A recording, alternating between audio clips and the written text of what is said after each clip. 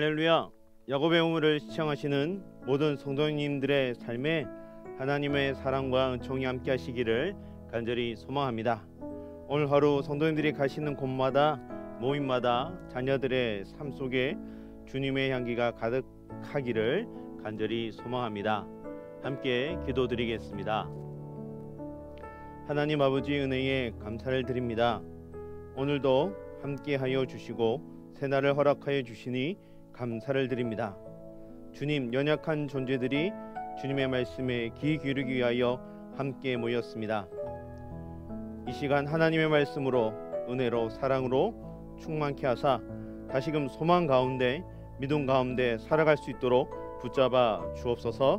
하나님의 말씀을 붙잡고 삶의 자리에서 살아갈 때에 어두운 권세를 물리치게 하여 주시고 낙심을 이기게 하시며 넘어지는 곳에서 다시금 일어서는 삶이 되게 하여 주옵소서. 오늘 나와 함께 하시는 하나님을 찬양하게 하시고 하나님만 높인 삶이 되게 하여 주사 믿음으로 살아가는 삶이 되게 하여 주옵소서. 성령 하나님의 은혜로 붙잡아 주시고 성령 충만한 삶이 되도록 역사하여 주옵소서. 예수님의 이름으로 기도드립니다. 아멘. 오늘 함께 나눌 하나님의 말씀은 누가복음 13장 말씀입니다. 누가복음 13장 10절에서 17절까지의 말씀 찾으셔서 제가 봉독하겠습니다. 누가복음 13장 10절에서 17절까지의 말씀입니다. 예수께서 안식일에 한 회당에서 가르치실 때에 18해 동안이나 귀신 들려 앓으며 꼬부라져 조금도 펴지 못하는 한 여자가 있더라. 예수께서 보시고 불러 이르시되 여자여 내가 내 병에서 놓였다 하시고 안수하시니 여자가 곧 펴고 하나님께 영광을 돌리는지라. 회당장이 예수께서 안식일에 병 고치시는 것을 분내어 무리에게 이르되 일할 날이 엿새가 있으니 그동안에 와서 고침을 받을 것이요 안식일에는 하지 말 것이니라 하거늘. 주께서 대답하여 이르시되 외식하는 자들아 너희가 각각 안식일에 자기의 소나 나귀를 외양간에서 풀어내어 이끌고 가서 물을 먹이지 아니하느냐.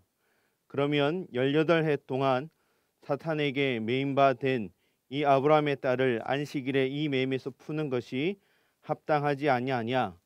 예수께서 이 말씀을 하시매 모든 반대하는 자들은 부끄러워하고 온 무리는 그가 하시는 모든 영광스러운 일을 기뻐하니라.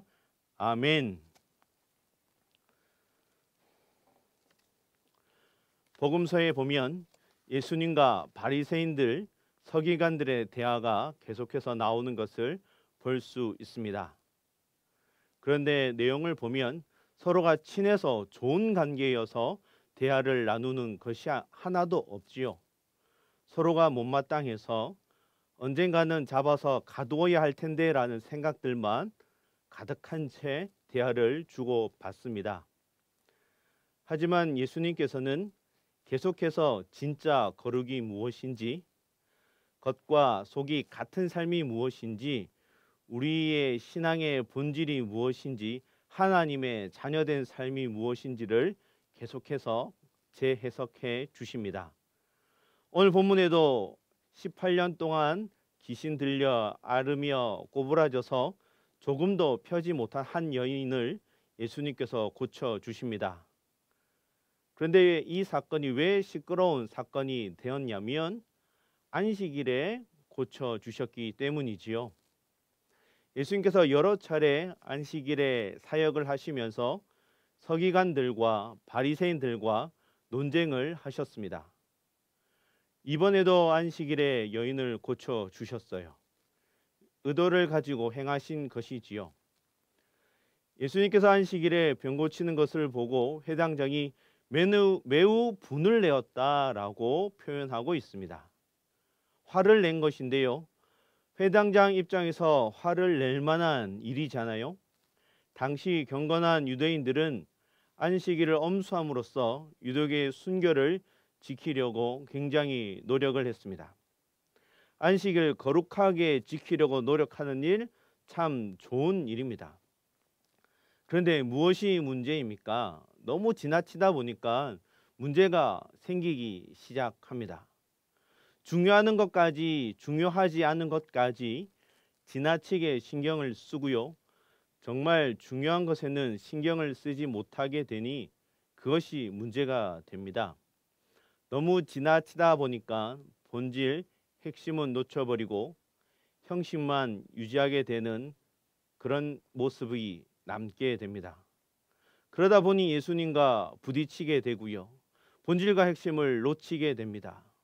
좋은 형식, 좋은 틀, 좋은 운동, 좋은 영향력은 필요하지만 이 기준을 잘 잡는다라는 것이 사실 우리의 삶에도 어려움으로 남아 있습니다.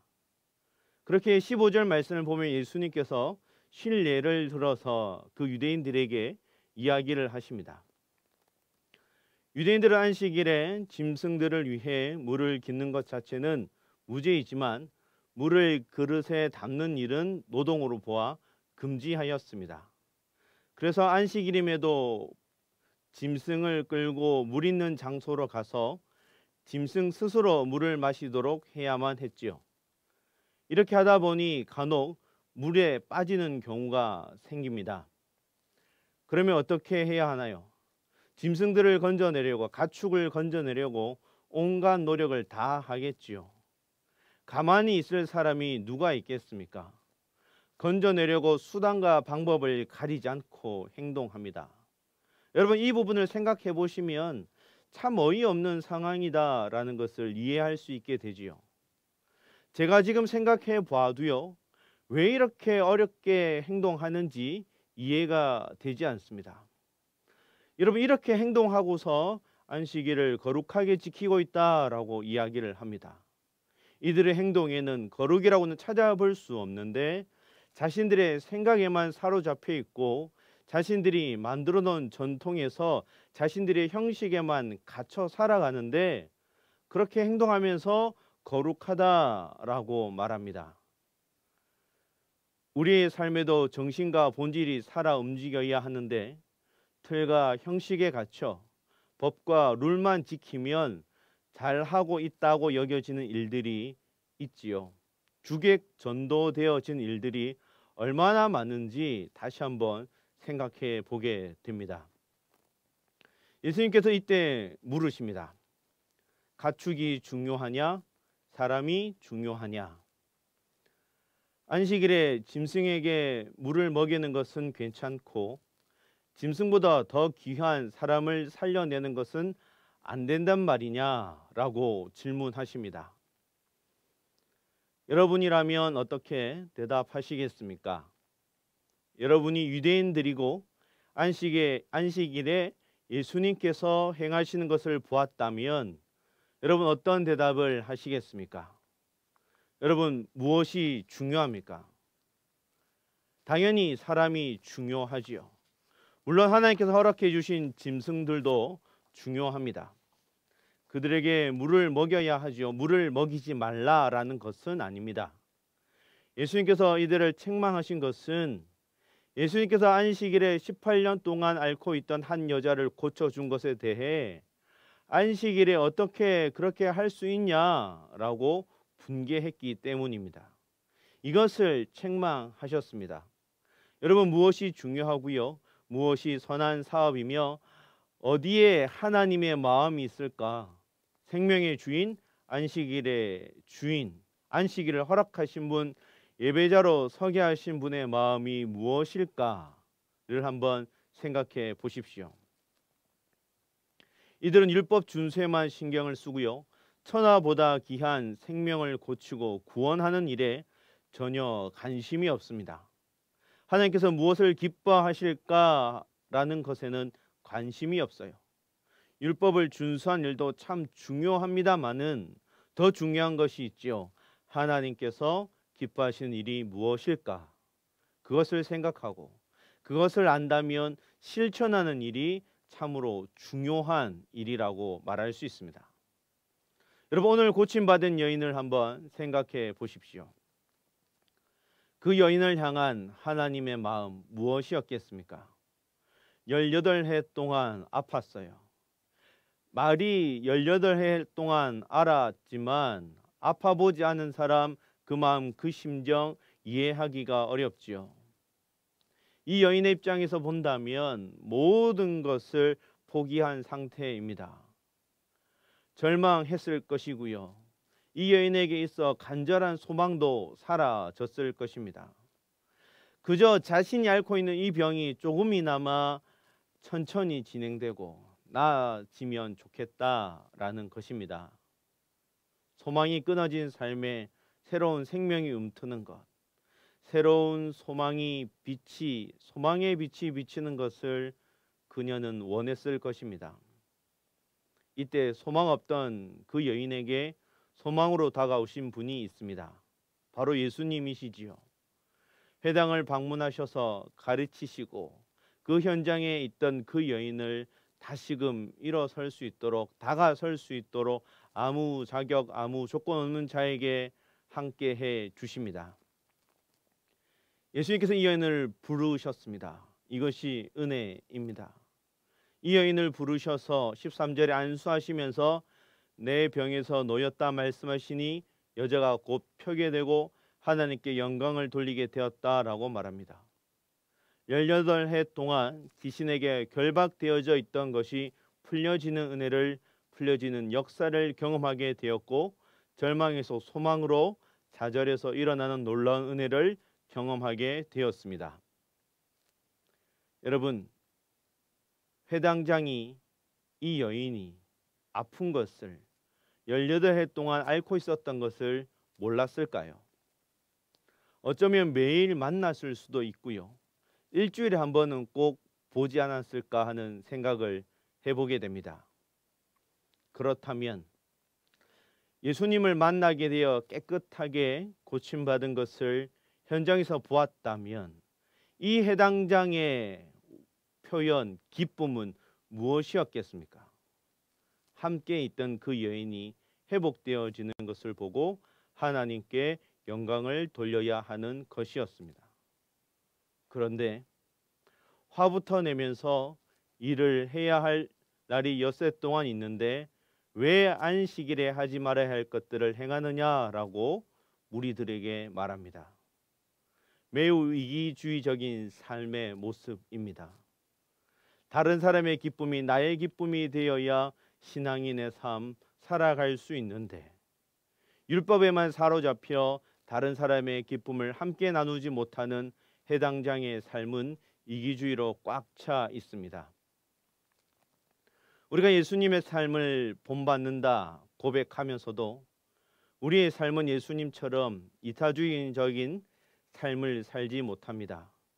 이기주의적인 것에 우리의 삶이 자리 잡고 있고요. 온전한 신앙생활이 될 수 없는 것도 경험합니다. 회당장 자신이 18해 동안 앓고 있는 상황이었다면, 자신에게 질병이 있었다면 어떻게 했을까요? 아마도 예수님께서 회당에 들어왔을 때 기득권을 가지고 가장 먼저 예수님께로 가서 고쳐달라고 예언을 했을 것입니다. 우리의 삶에 정말 필요한 것은 하나님께 나아가는 것인데, 본인이 아프지 않음으로 인하여, 본인의 삶이 아니라고 인하여 진실되게 하나님을 만나는 것을 거부하고 있습니다. 여러분, 우리의 삶에 정말 필요한 것은 하나님께 나아가 진실되게 하나님을 만나는 것입니다. 그래야 사랑을 남기며 살아갈 수 있습니다. 여러분, 오늘 말씀 속에 참된 신앙인의 삶이 무엇인지 생각해 보십시오. 일상의 예배자로 살아간다는 것이 어떤 것이겠습니까? 먼저 그 자리에 있는 모든 이들이 예수님만이 소망이라는 것을 아는 것에서부터 시작합니다. 18해를 앓고 있던 여인에게 예수님의 만남이 시작되므로 모든 질병이 고침을 받고 귀신으로부터 자유와 해방을 누리게 되었습니다. 모든 이들이 예수님이 소망이시고 생명이심을 보게 되었습니다. 여러분, 오늘 우리에게도 질병, 낙심, 어려움, 낙담케 하는 일들이 있다면 주님만이 우리의 소망이시기에 주님께 매달릴 수 있는 믿음이 필요하다고 간구할 수 있기를 원합니다. 주님만이 나의 소망입니다라는 고백이 우리의 삶에 넘쳐나기를 소망합니다. 어떤 경우에라도 실망하거나 좌절하지 말고 끝까지 믿음으로 나아가면 예수님께서 찾아와 주시고 만나 주시고 새롭게 하시는 은혜를 경험하게 될 것입니다. 여러분, 그리스도인의 삶은 이타주의적인 삶을 살아내는 것입니다.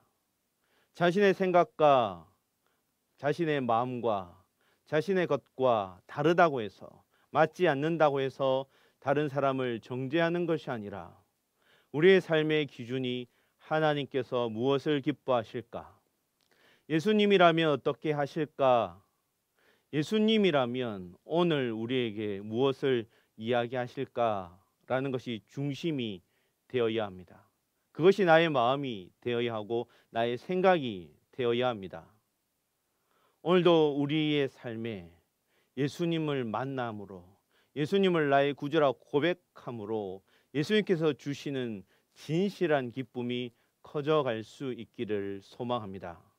하나님을 진실되게 만나는 기쁨, 하나님과 함께하는 감격과 감사와 감동이 회복되어지는 삶, 하나님과 함께 기뻐하며 울며 함께 지어져가는 은혜가 온 성도님들의 삶에 함께 있기를 주님의 이름으로 부탁드립니다. 우리 이 시간 함께 통성으로 기도하도록 하겠습니다.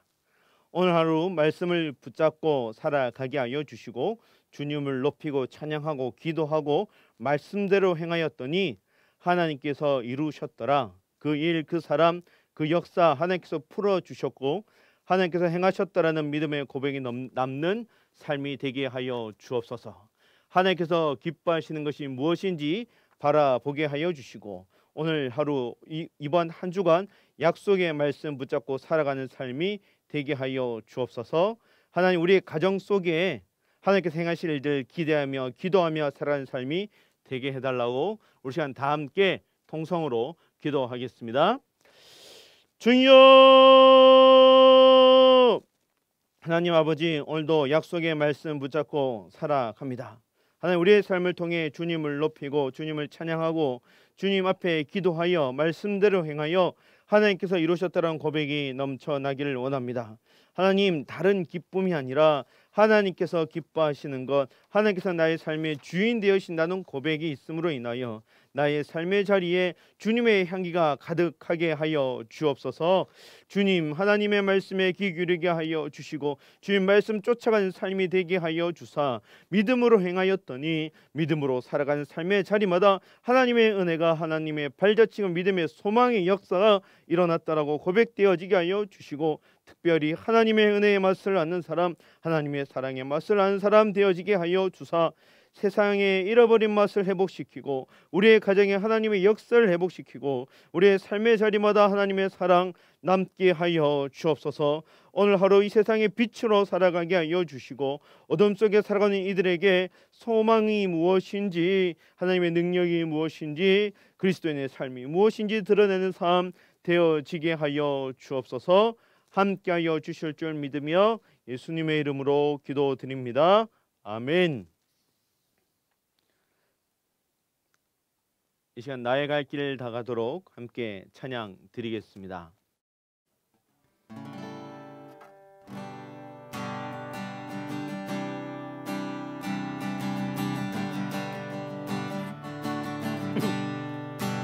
나의 갈 길 나가도록 예수 인도하시니 내 주 안에 있는 긍휼 어찌 의심하리요.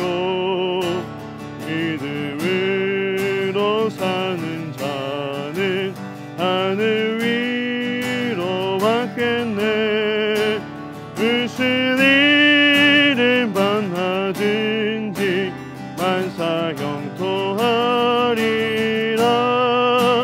무슨 일을 만나든지 만사 형통하리라.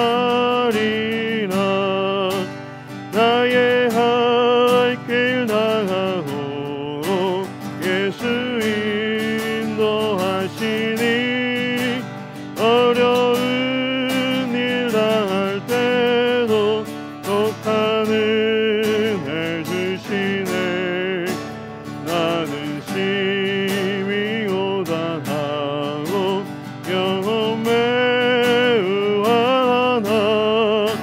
나의 앞에 반석에서 샘물 나게 하시네.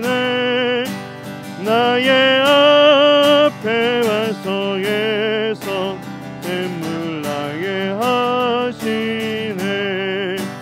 나의 갈 길 다가오록 예수 인도하시니 그의 사랑 어찌 큰지 말로 알 수 없도다. 성령 감화 받은 영혼 하늘 날아갈 때에 영영 부를 나의 찬송 예수 인도하셨네. 영영 부를 나의 찬송 예수 인도하셨네. 영영 부를 나의 찬송 예수 인도하셨네.